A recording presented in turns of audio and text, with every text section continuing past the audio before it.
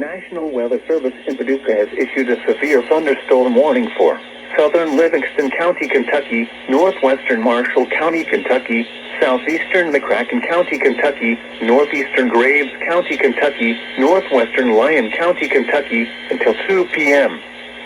At 1:10 p.m., a severe thunderstorm was located near Reedland, moving northeast at 35 miles per hour. Expected hazards include 60 miles per hour wind gusts and quarter-size hail.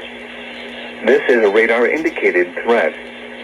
The following impacts are expected. Hail damage to vehicles is expected.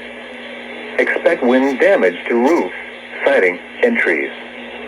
Locations impacted include Calvert City, Eddyville, Reedland, Salem, Ledbetter, Catawba, Grand Rivers, Smithland, and Thompsonia. This includes the following highways: Interstate 24 in Kentucky between mile markers 13 and 39. Interstate 69 in Kentucky between mile markers 49 and 51. Repeating, a severe thunderstorm warning has been issued until 2 p.m. for the following counties in Kentucky: Graves, Livingston, Lyon, Marshall, and McCracken.